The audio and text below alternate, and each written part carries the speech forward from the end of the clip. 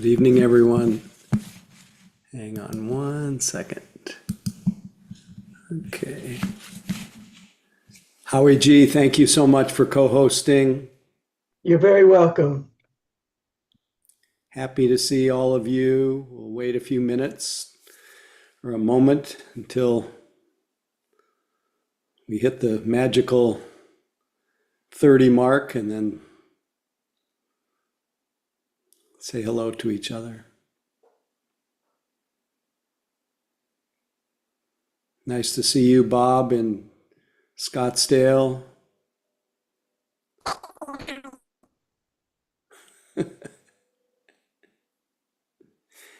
Anyway, let's just give it a couple minutes.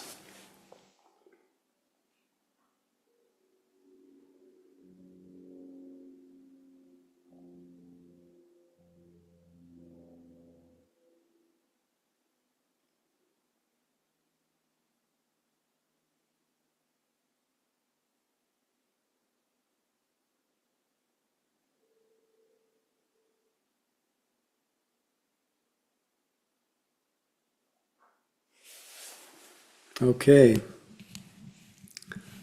May not hit the 30 mark right away. So let's just unmute and say hello to each other. Really happy to be with you. Special way to end the year. Can't think of a better way.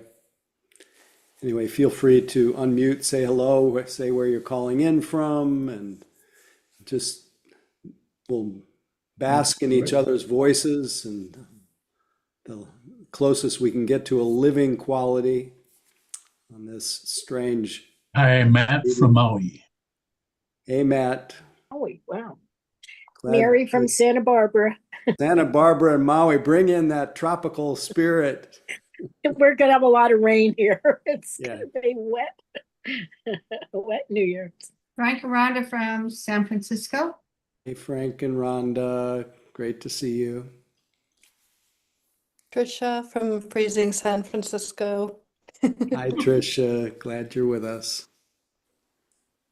Tori from Regina, Saskatchewan, Canada. Hey, Tori. Great to have you with us. Glad you're here. Linda from San Francisco. Yay, Linda. Raising our group to a higher level of consciousness. It's from Berkeley. Keith, welcome. Hi from Maryland. Hi, Laura. Welcome. Glad you're with us. Bill from Regina. Hi, Howie. Hi, Jill. Wow, we've got some wild sounds tonight. 32 people now. I get it, Bob. Anyway, glad you're here. Oh, Amy. Hey, Noemi. Glad you dropped in. Angela, San Francisco. Hi, Angela. Great to see you. Hi, everyone. Lori from Seattle. Hi, Lori. Welcome. Thank you. Mary from Richmond. Hi, Mary, wherever you are. I'm not seeing you, but oh, Mary, there you are. That Mary. That Mary. The Lanny and Barbara from Tucson. Hi, Lanny and Barbara. Oh, we did. Great to have you with us, as always. And Devin's be with here. us tonight. I am. Hello from the Hudson Valley. Hey, glad you're here. Of course. Okay. Well, you didn't come here to say hello, although that is part of the ritual and part of the way that we connect with each other. We fulfill the view that Thich Nhat Hanh shared, that the next Buddha will be the Sangha. The Sangha is the Sangha of awakening, the Arya, otherwise known as the Arya Sangha, the Sangha of awakened beings. This is the community that allows the wheel of Dharma to roll from one generation to another. It is beings like us when we meet together, we share mind to mind, heart to heart, and that living quality of our connection and the impact of that is what makes possible the continual expression of these teachings in each individual form and in each individual community. So may this Sangha be part of that, the next Buddha, the next cause of awakening for all of us. We also come together to we come together at this time of the year to step out of time, to remind ourselves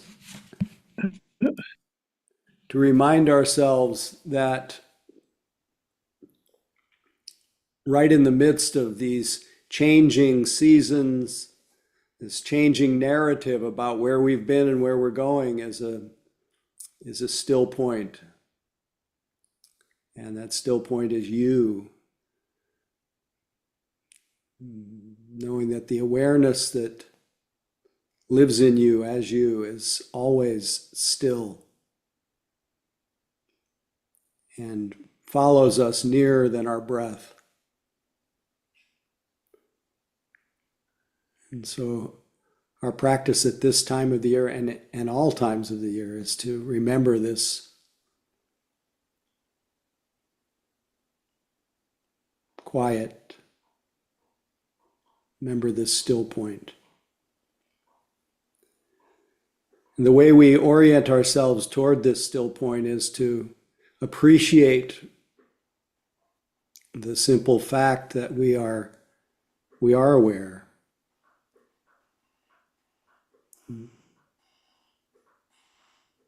We appreciate then those moments that we are aware.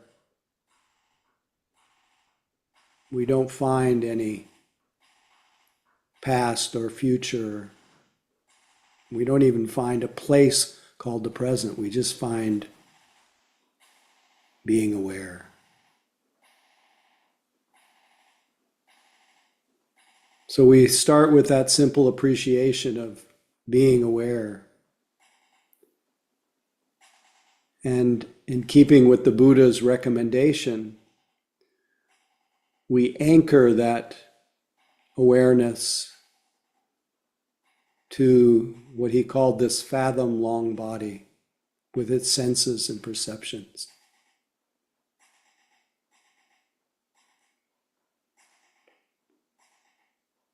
We come into the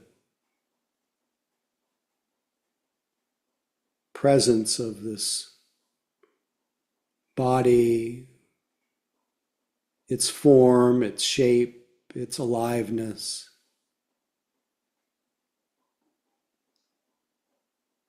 And each of us can discover for ourselves that when that simple attention or awareness is mingling with in the same location as this body, the body also begins to quiet, to calm, to still. And the stream of distress that plays through our minds begins to evaporate in the space of our practice.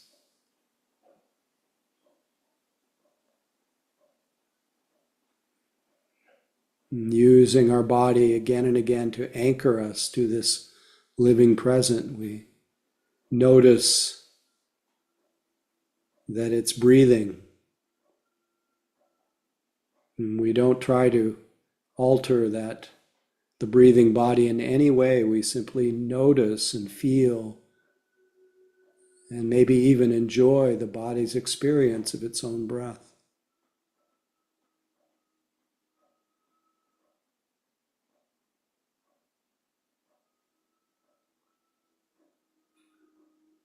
And we let each breath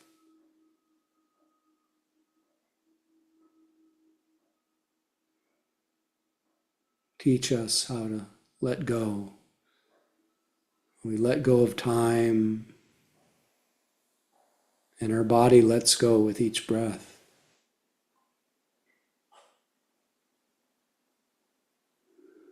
Just noticing how it empties all by itself. And notice how when the body empties, it softens. And even when it fills itself, it's a kind of relaxed filling, a relaxed emptying. And sometimes it fills very quickly, very deeply. Sometimes it fills slowly and subtly, shallowly.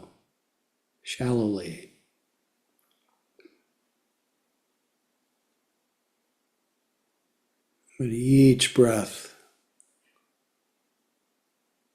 teaches us to let go and calls us here.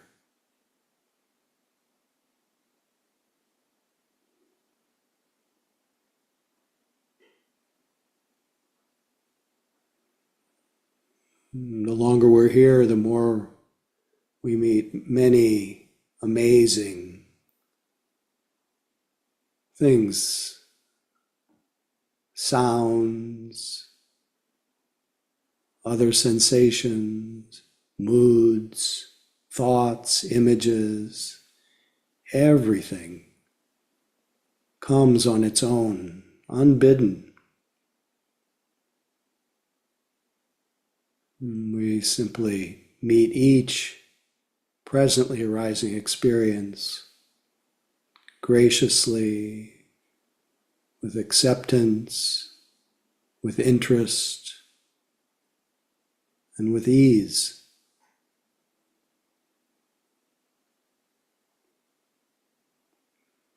Noticing how each experience that becomes predominant comes and then it goes, changes. When things fade away or become less compelling, we put our mind just back in our body, just feeling the sitting body, just feeling how it breathes, just this breath, just this moment.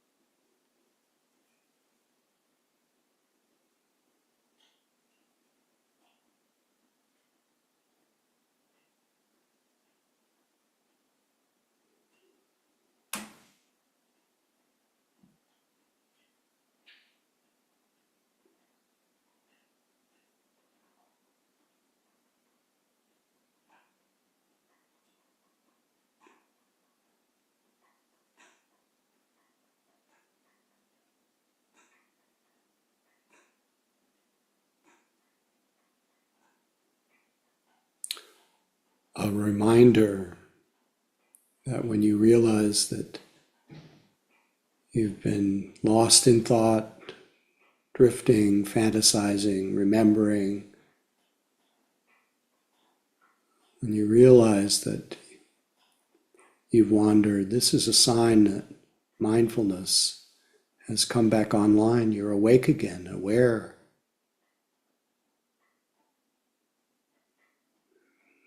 When you wake up to where you are, sense what it's like to be awake. And in support of remaining awake and anchored to the living present, we find our body, our breath, or whatever is predominant in this moment.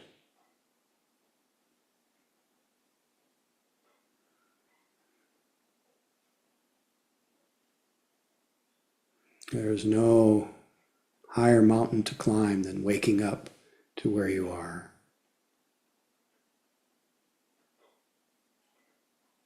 Just this moment, just this body, just this breath.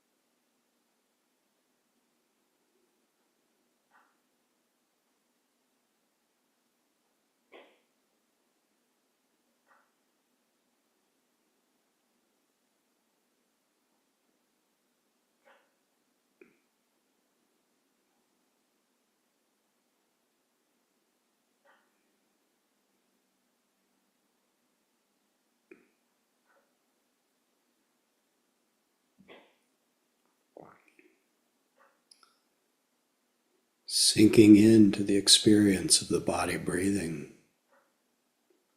sticking to it, spreading out all around it, not missing any part of the in-breath through its duration, out-breath through its duration, short or long, rough or smooth. And then noticing at the end of the out-breath, you may notice that there's a little space or a gap. We also sustain our awareness in that gap and rest until the next in-breath calls our attention. Not intentionally extending the gap or creating a gap, it's just noticing if it's there. Breathing in, breathing out. Quiet, breathing in, breathing out. And if there's no gap, that's fine as well. Just keeping our mind settled in our body, and our body filling our awareness. Just this moment.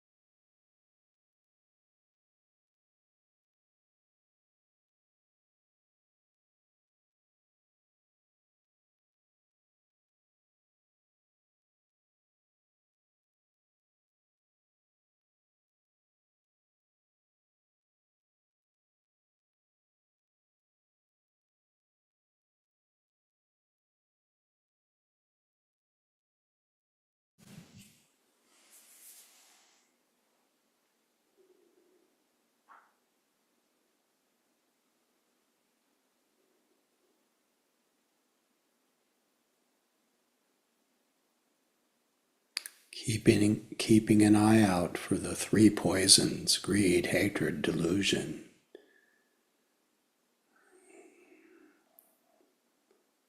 Greed may show itself as trying to make something happen, go toward a desire. So create tension. So notice this.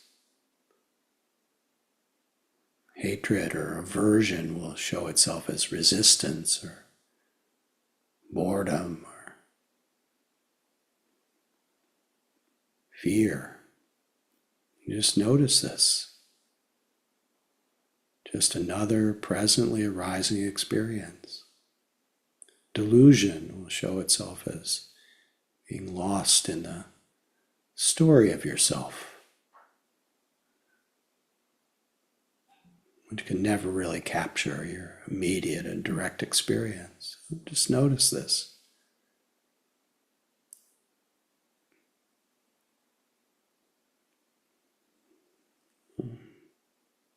Let every moment's experience remind you of your valuing of present time awareness. Just this moment.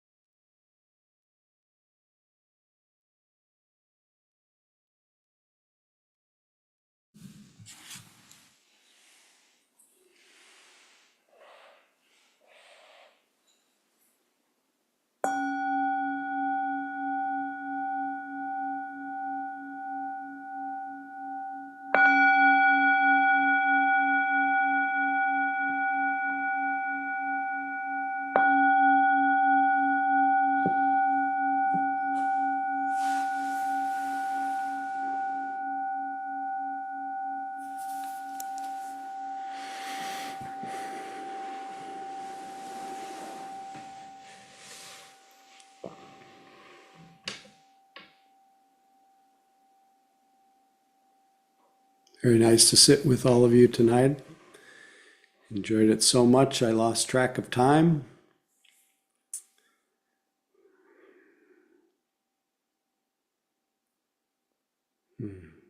I feel better for having practiced tonight. And without you, I probably wouldn't have practiced tonight in this form. And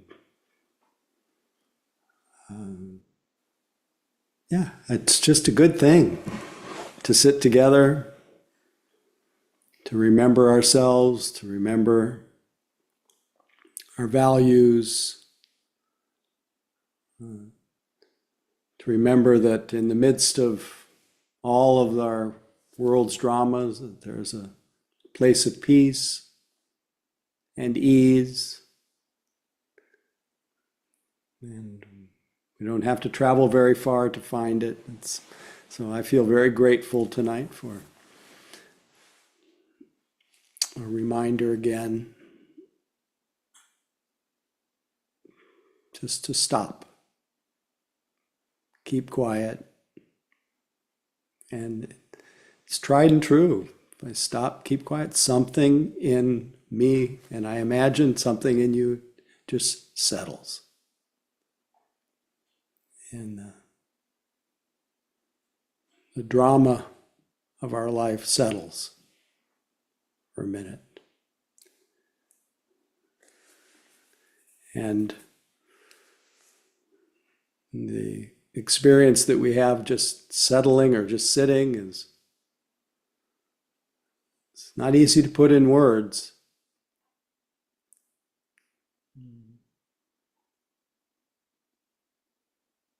And it doesn't exactly fit into our usual version of ourselves in our mind.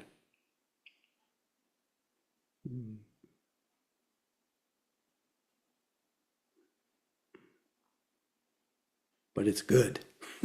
It's good. Anyway, interested to hear from you. Any comments, questions, descriptions, topics?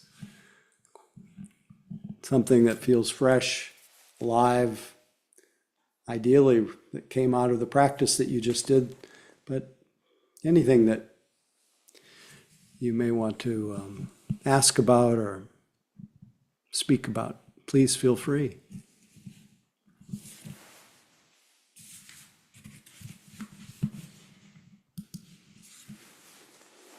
Use either raise your hand or use the raised hand function. And your question, topic, comment will likely be of some use to someone else, so feel free.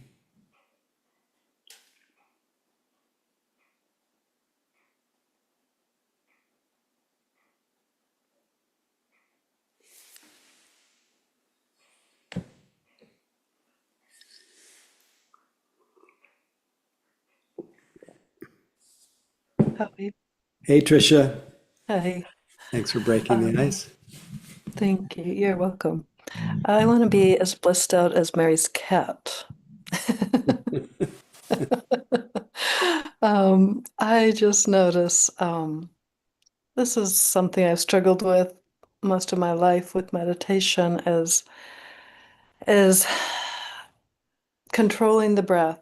And I just keep trying to notice it and not control it. And it's just as soon as I pay attention to it, I feel like I'm controlling it, and I don't, and then I struggle with feeling like I'm doing it wrong and bad, and it's hard to let go. Well, yes, I think you're speaking for a lot of people that when they start to pay attention to the breath, all of a sudden it becomes, we forget that the breath is just going along by itself fine all the time. Mm-hmm. And it does alter, anything alters that we pay attention to. That's one of the mysteries of practice is when attention is brought to something, it does change. And so there can be, and it doesn't mean anything's wrong. There can be a slight alteration of the breath. And I guess the most important thing to protect yourself from is the extra arrow of self-judgment. And to just use that moment of noticing that it's being altered or controlled, just notice that. And either use it as a moment to just let it find it, let it breathe itself, or sometimes it might even be useful for you to actually exaggerate your control of it. Have fun with it. Yeah, just control it. You probably exhaust yourself and then it'll just go along. And in a way, what's being exhausted is the doership, is the identity, is the meditators, and that has to be exhausted one form or one way or another, or just seen for what it is, but not to be judged, because there's nobody there really, just habits. Yeah. I'll play with that. But what you described is so familiar, and so it's a natural part of getting used to taking something that is just goes along mostly by itself and then turning attention on it. It creates certain conditions for it to change for a while, but usually it starts going along by itself. Anyway, Thank good you. luck.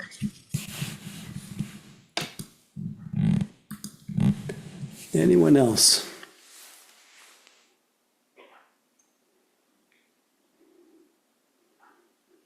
Questions that you want to unburden before the clock strikes 12 tomorrow night? Something you want to let go of?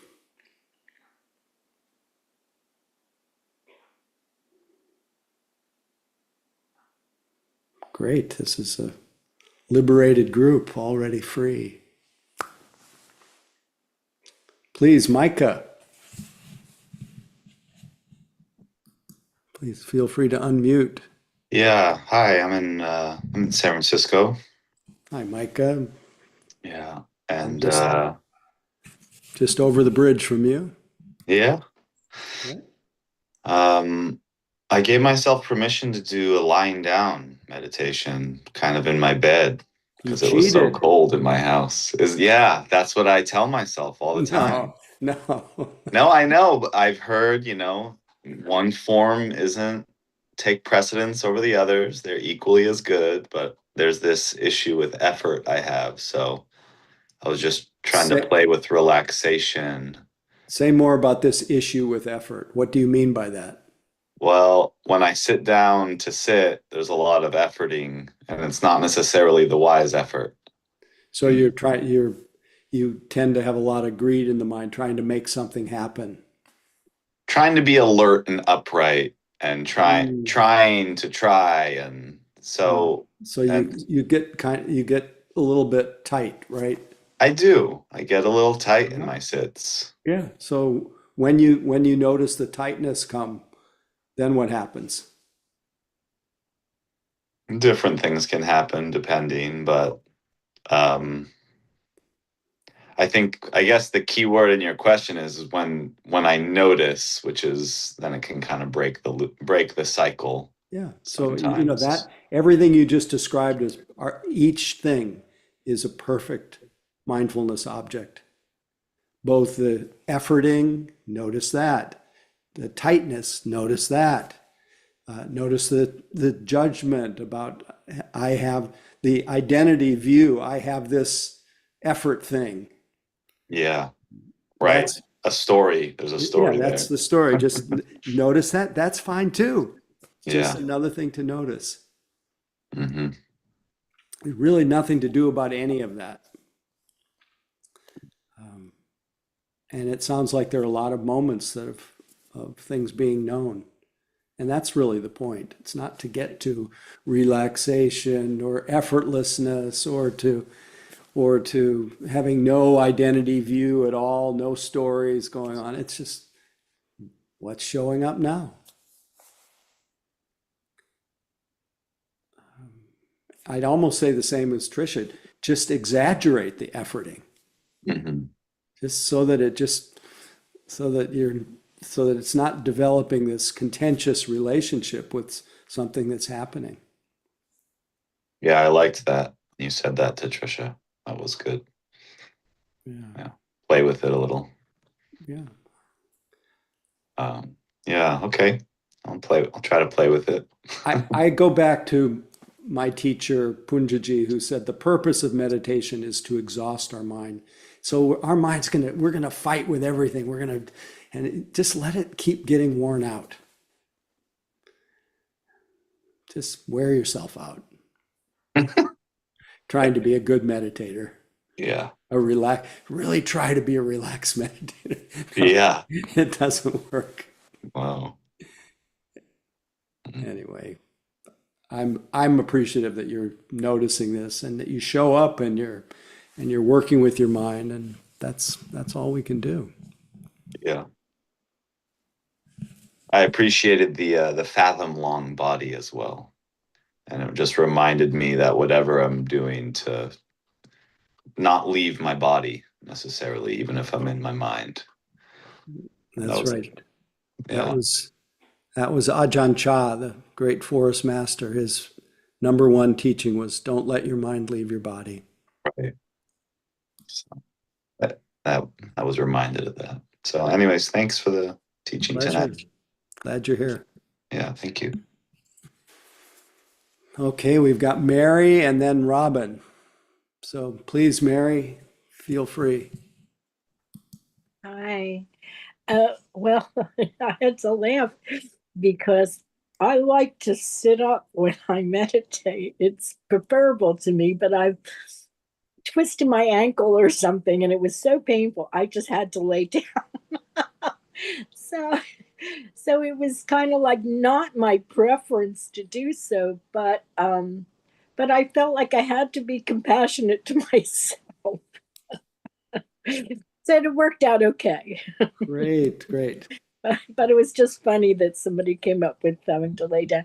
I also just wanted to quickly say thank you. I'm so grateful to be here. It's such a nice way to end the year and be with such lovely people, such a wonderful Sangha and wonderful teacher. A lot Thank of you, gratitude. Mary. Thank you so Good much. luck with your ankle. Yeah, I just need to elevate. Just for those of you who forget, Thank you. the Buddha was very clear that all postures are equal. And I know Micah mentioned this, but mindfulness is portable, whether you're sitting, you're standing, lying down, or moving to and fro. There's just no difference, except the lying down.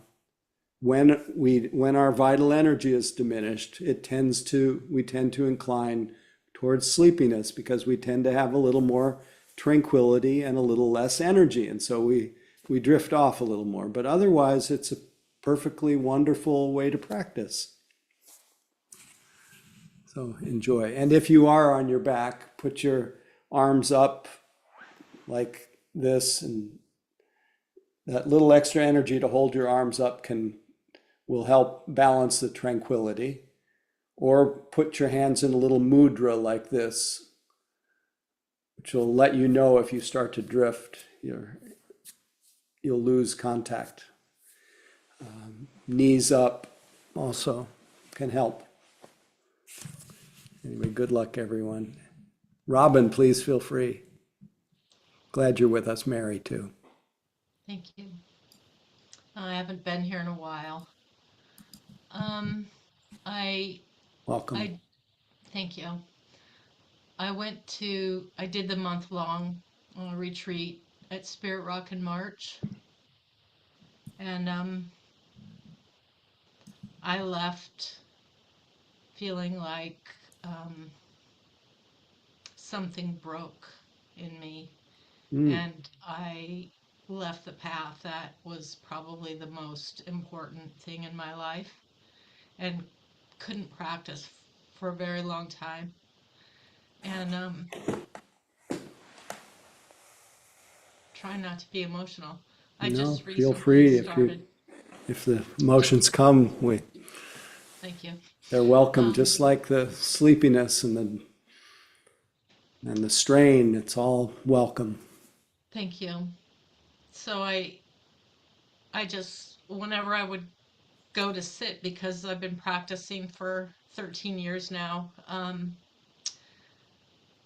when I got home, well, I couldn't even, like, I didn't even try to sit for a month.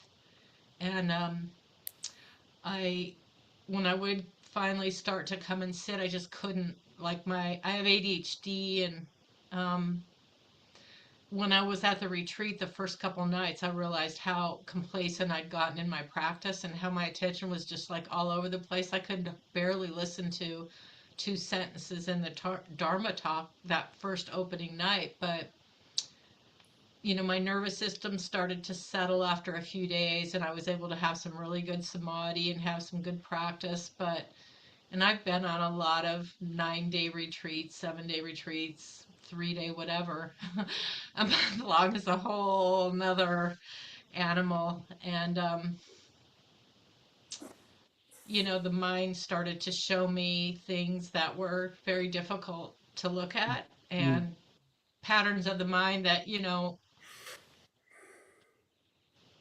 it's real easy in everyday life to distract yourself and not look at them. But when you're sitting and doing practice all day long, every day, and there are no distractions anywhere, and they keep coming up, it gets pretty hairy. And so, do you mind if I stop you for a second? Were you checking in regularly with your teachers about the things that you're describing right now? some, I felt like I needed more support. And I also had just lost my sister like 7 weeks before, Mm, suddenly from COVID. So I was dealing with that too. mm, But 15-minute meetings twice a week didn't feel like enough. But it's okay. I'll fast forward to, I recently started practicing again, and I went on a 5-day retreat 2 weeks ago, and I felt like I could collect the mind, like I could settle the body, more concentrated. But there's something that feels like, and I can actually look at a statue of the Buddha now. I have Buddhas all over my room, and I just felt like I couldn't listen to Dharma or anything or read it. So it just seemed interest was gone, or fear had come up or something. I don't know. mhm, I know what it was. It was like what was shown to me in my mind. It felt like I can't be a Buddhist. I don't belong. I'm too fucked up, or I have too much ill will. I don't fit in with this group. This group doesn't mm, fit in mm, with mm. me. All Yeah, of that, all the yeah, yeah, stories yeah, and yeah. stuff. And so I finally just somehow found my way back to the path here. But I'm struggling with my daily practice of really truly committing and sitting and just being for even 15 minutes. There's this restlessness here, I guess is the way I would put it, that distracts me and tries to pull me away into, I'll just go check my email, or, whatever. And I'm just wondering if you have any suggestions for me to get back to the diligence and ardency that I used to have, Mm. because it Yeah, I just think that doesn't I would feel let go right. of all this diligence and ardency and just Really? get back to love, just get back to mercy and kindness and healing. Just, just wrap yourself with appreciation Mm, for the hardship that you've gone through in your mind, in your body, and and turn your practice into metta for a while. Just and not don't be diligent with your metta. Just take every opportunity to be luxuriate. soft. Yeah, to soften and luxuriate and take in the beauty of nature. Just let your senses get saturated with things that make your heart glad and happy. Mm, And lots of heart rubs, like you just did it naturally. Just do that all day long. Just, mm, wishing yourself well. And if you can't wish yourself well, then just just reflect on whoever there is in your life that you know cares about you. Let them feel as though they're wishing that for you, and just bathe in their goodwill and bathe in my goodwill and everybody. And so you're getting loved up right now, and that's that's much more important than diligence. And that's, yeah. Thank you. Yeah. This is a longer conversation, but I'm glad you're with us, and I'm glad you're practicing again. But don't practice too hard, Okay. because we're not going anywhere. We're not going anywhere. The way goes nowhere. It's like, notice what it's like right here, Robin, after your last thought has stopped and before the next one comes. What's that like? Before you can even give rise to an idea of what you've been through or where you're going. What's there? You don't have to earn what's there. It's just all the practice does, all that diligence is just to brush the dust of all our ideas away for enough time, enough moments that we can just appreciate that the peace is there, quiet is there, love is there.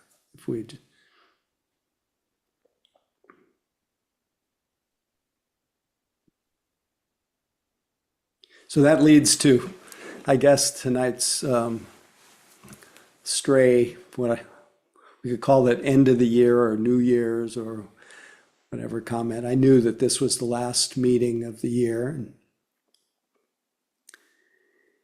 And I could not let go today of, I'm clinging. No.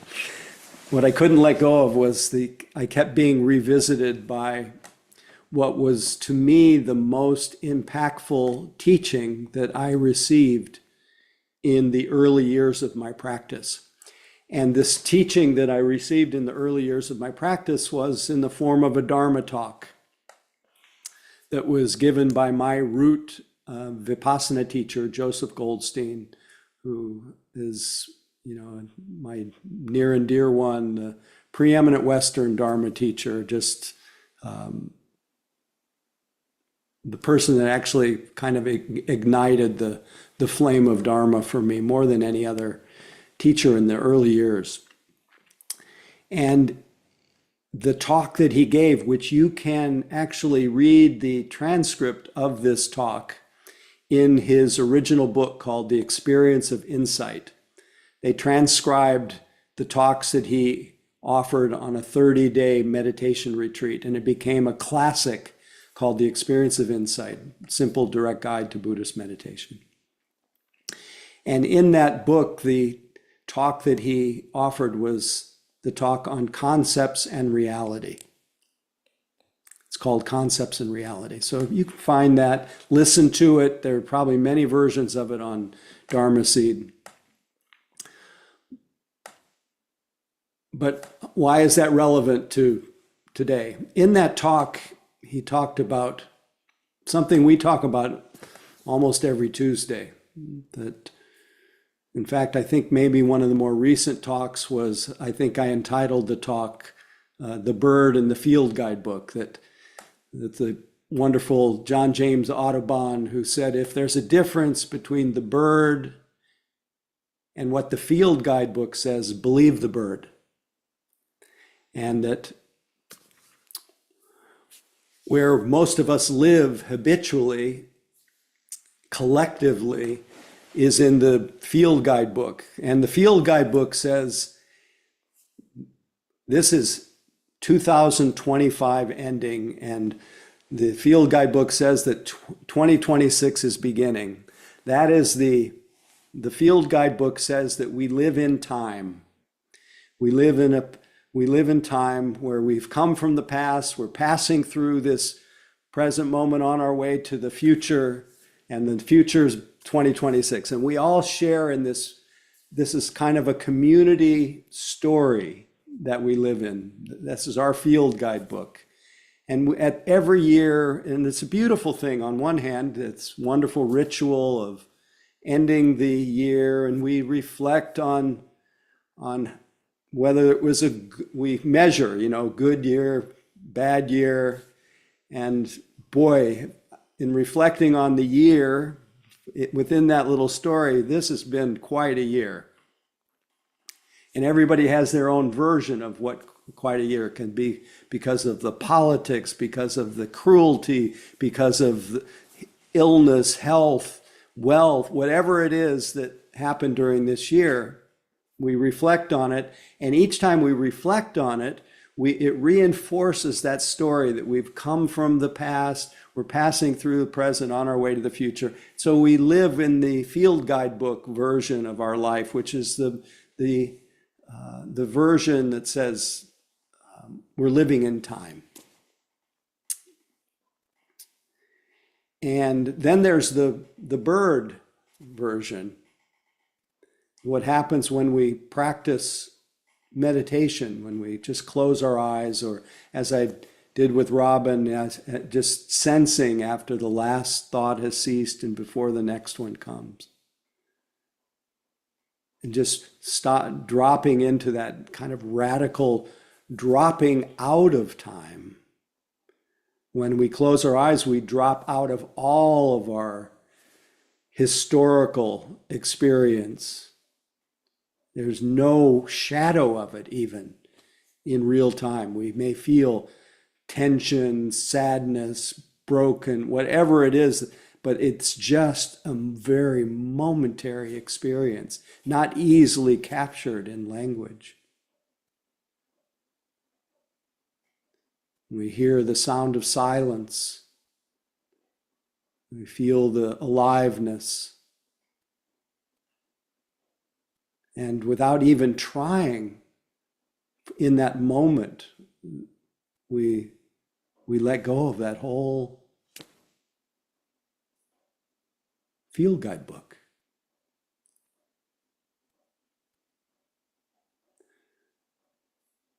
So in that discourse that Joseph offered back in the 1970s,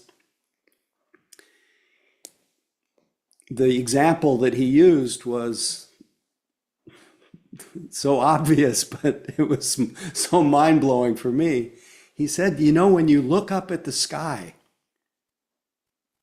and you see all those stars, and then you see that configuration of stars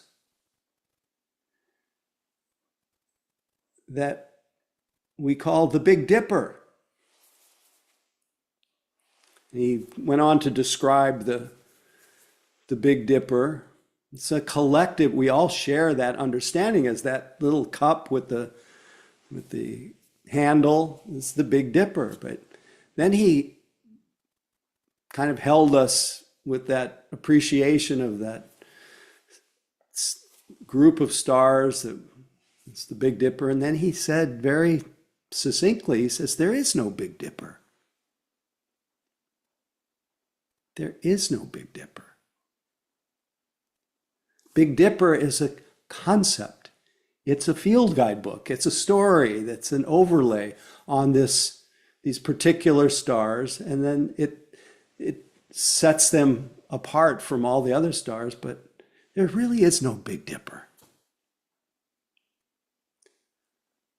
There's the concept of the Big Dipper, but the reality is it's just the sparkling light.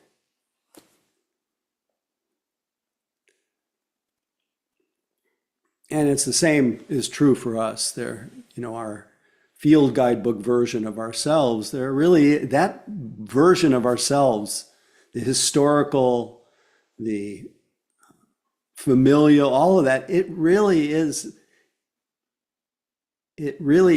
somebody that is bound in a story. It's not real.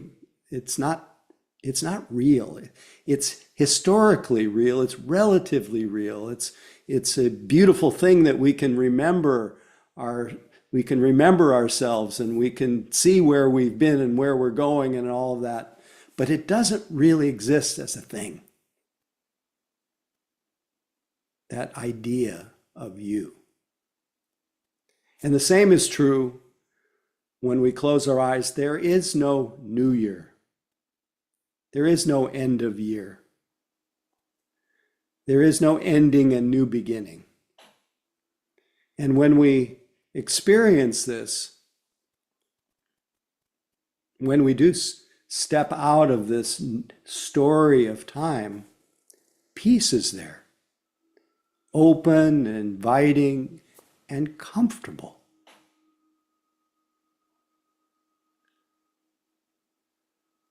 And there's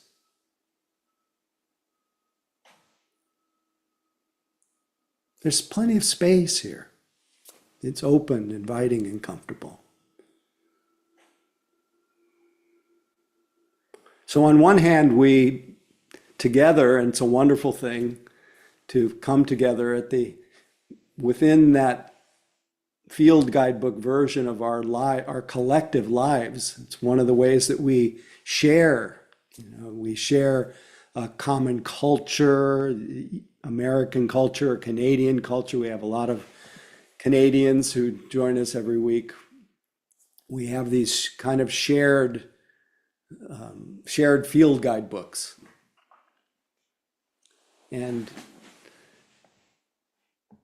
it's a wonderful thing to be able to reflect on where we've been and to orient ourselves to where we're going. And so that we can use these dates as a place to drop in a ritual that acknowledges that there are beginnings and endings. In fact, one of the first things that we can do or reflect on at the end of the year when we're living within this view of time, of 2025 fading away, going back into the void, so to speak, and before 2026 arises, we can reflect on just the reality of impermanence. So this world of form, this world of field guidebooks is a world of change and impermanence. As long as we live in that world, we live in the world of birth and death, we live in the world of change. This is nature, this is normal, this is how it is. And living within that world of time, we have to get comfortable with change, and impermanence. Otherwise, we have a lot of stress, because that's just the nature of things. And because things change, because whatever arises passes away. In fact, really, that's the only thing that differentiates a Buddha, a person who's awake, from an ordinary, deluded mind, is a Buddha knows that whatever arises passes away. That's what Buddhas know. That's maybe more important than anything that they know, is that whatever arises fades, is dreamlike. So that's an important reflection at the end of the year. And because of that, we know that clinging, holding on to changing conditions brings dukkha, brings stress. Letting go, letting be brings freedom. So the end of the year means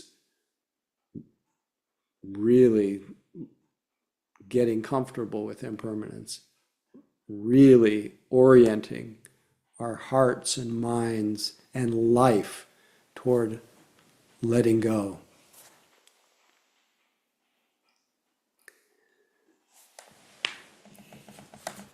And as I've been on this deconstructing kick lately about the phrase letting go, I just want to remind all of us again that letting go doesn't mean getting rid of. Letting go does not mean deleting. It means letting go of clinging to the changing conditions. Not clinging means just opening to the fact that things come and go. And learning how to let things go, let things liberate themselves. So it's more letting be rather than getting rid of or letting go.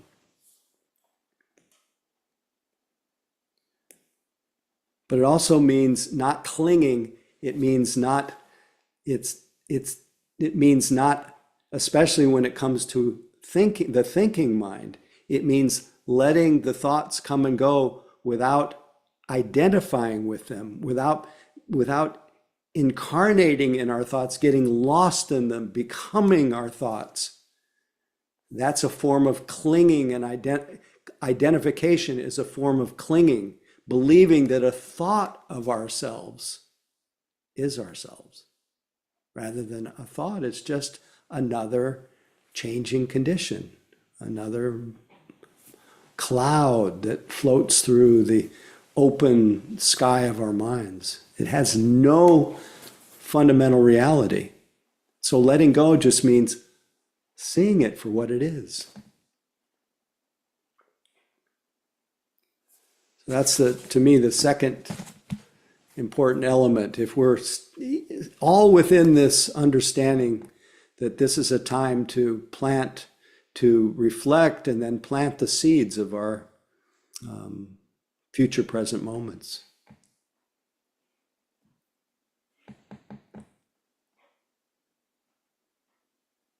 So the end of the year, again, within this world of endings and new beginnings, the part of the story of our life in time, spoken through the language of time. An ending marks the end of something and the beginning of something else. In this case, it's the year, but it's a reminder that really every moment is a new beginning.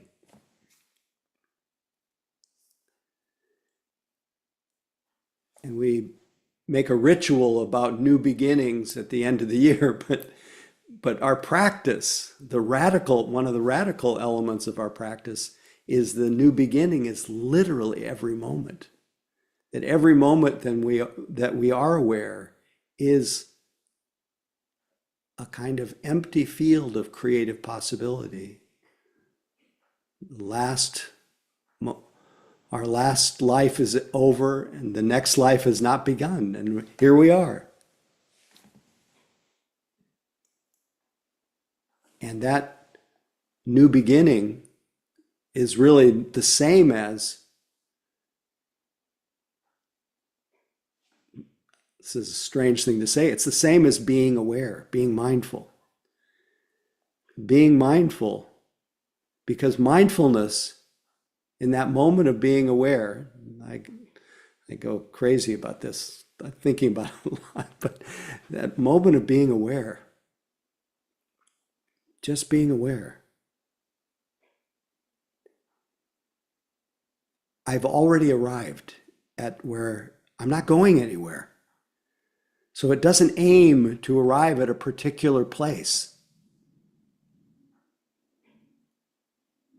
And so there, in a way, when we're aiming to arrive at a particular place, there's the beginning of our journey and the end of our journey. But in the practice of mindfulness, the beginning of our journey is being mindful. The journey itself is being mindful, and the end of the journey is being mindful, being right where we are.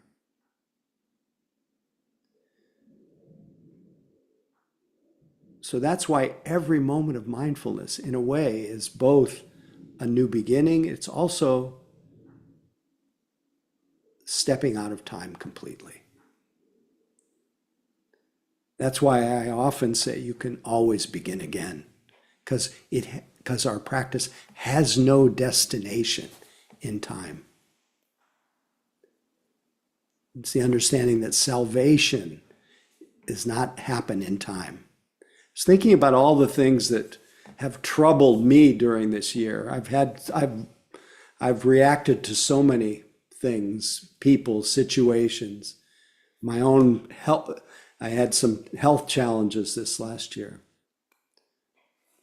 But I realized it's really none of those things that were really the problem.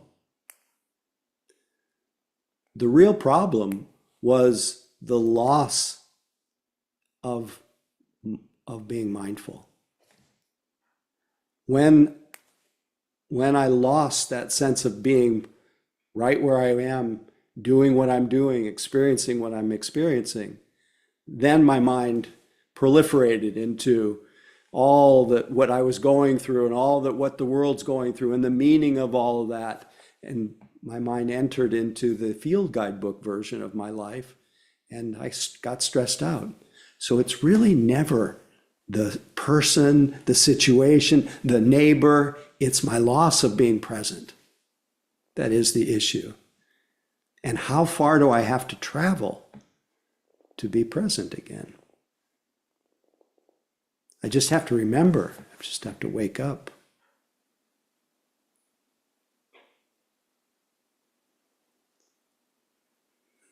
Begin again. Begin again is also part of a classic teaching from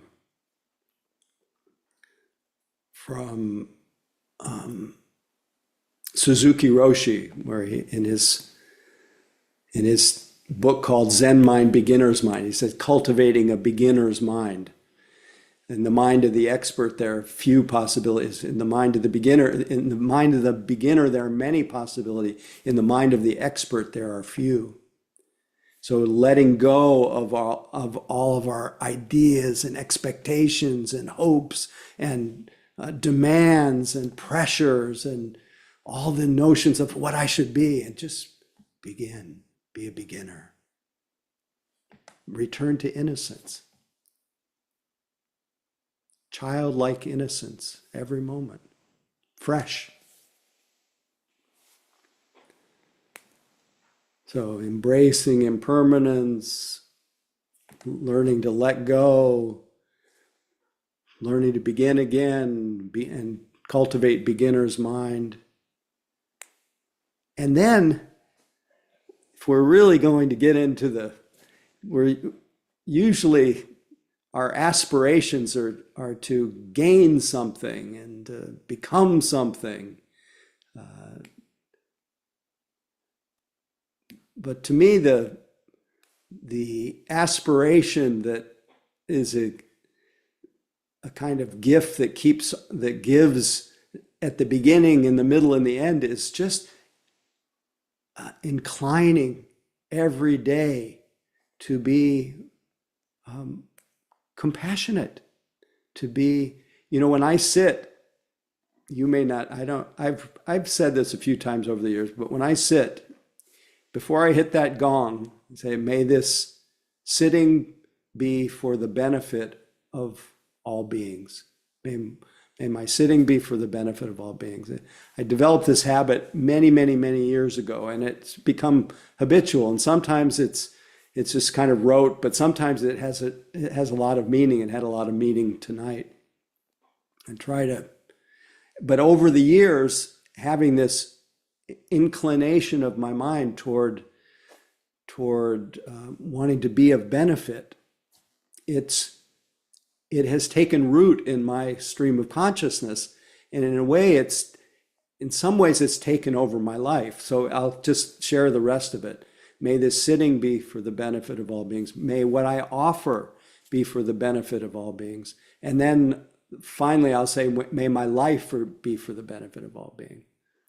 And usually by the time I get to may my life be for the benefit of all beings, I feel that sense of being taken over in a way, guided by something.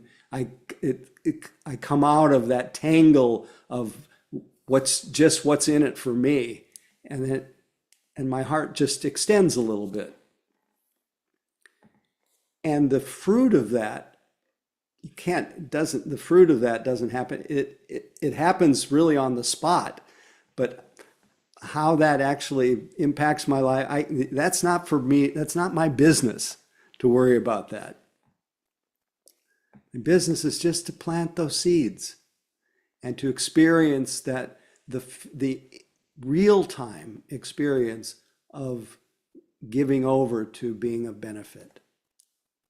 And to me, that's a beautiful thing about the Buddha Dharma is it's just less about what's in it for me and more the whole point of seeing through the self-illusion and all the stories that play through my mind. It's not about becoming a more special, empty meditator. It's about seeing that everybody is connected to you. Free of so much me, full of everything else, full of everyone else.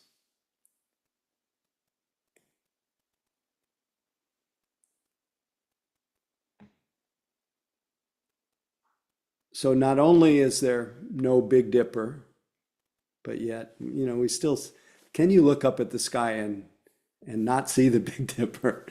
But can you, in the same way, can you just experience right now that there is no 2025 and there is no 2026? Just for a moment. And know that right in the middle of this story of time, this shared story of time, that there is the timeless, there is the quiet, there is freedom, there is everything. You are okay.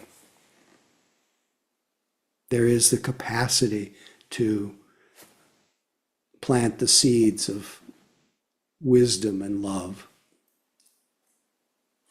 independent of the circumstances of our lives.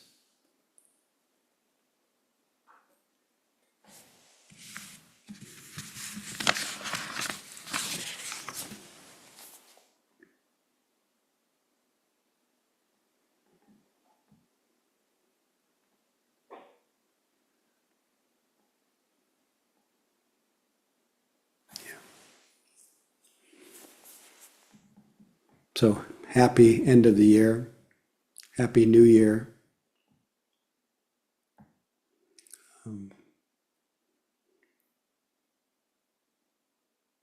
See, don't get me wrong. I think it's a beautiful thing to use this time to the ritual of reflection and aspiration. But something in me can't let it go by without at least pointing out the fact that there really is no 2025 and there is no 2026. Try that on for a while. May you all be happy. May your lives continue to be of benefit, because I have a feeling that if you keep practicing, the fragrance of your practice will inevitably be, whether you say it or not, be dedicated to the welfare and benefit of all. So may it be so. Howie, can I interrupt you for a second? Of course. Who's? This is Howie. Oh, Howie G. Yeah. Please. Oh yeah, we've run out of time, but I know. Howie G, I'm please sorry to be stick rude. around, everyone. So I just wanted to make two announcements. One is that this coming Saturday, there's Howie's giving a presentation at both Spirit Rock and online, and you are very welcome. I put in the chat ways that you can find out information about registering for it. And what I think I'll do is I won't stop this Zoom until the last person leaves, so that you folks can get a chance to take a look at those, because there's still spaces left in there. And so that gives you a chance to attend. And the other thing I just wanted to say, which we always try to remind you, is about Donna. And this is a wonderful time to consider it. Our gratitude for Howie's generosity and for the Sangha. And here is a chance to catch up, even though we're out of time, for those times that we may have forgotten or have been unable, or otherwise distracted. And maybe if we are able this time to send a contribution of money to the Sangha, that information is also in the chat. And if you have trouble accessing that, I'm sure you could find it in the emails that you've been getting all year. So I look forward to seeing you all next year. Wishing you very well. I'm going to be on a plane this Saturday, but I hope you folks can join Howie. And I just want to thank you, Howie, personally for many wonderful decades of your Thank you. pleasure of studying with you. Thank you for all of your generous offerings to the Sangha as well. And thank you all for being here. And thank you in advance for your dana. And thank you for all the support that I've received. It really is kept we need to change our little banner at the beginning. We've now gone over 40 years every Tuesday for the most part. And it's been sustained by your generosity. So thank you for all of that. And thank you in advance for whatever comes later on. Anyway, please feel free to unmute and say good night to each other and Happy New Year. Thanks, Howie. Thank Thank you, you, Howie. Howie. Bye, everyone. Happy New everyone. Year. Happy New Year. Thank you all.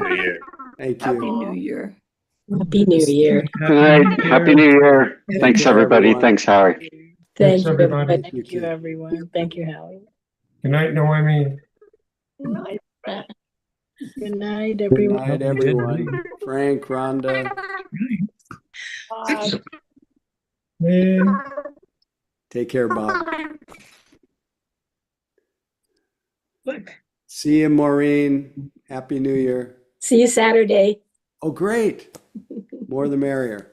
Good Fabulous. night. Happy New Year, folks. Good night, Mary. Happy Uh-huh. Happy New Year.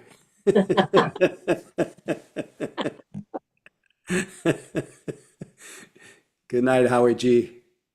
Good night to you and Happy New Year to you. Yeah, happy travels, safe travels. Thank you. All right. I think I'm going to close it now.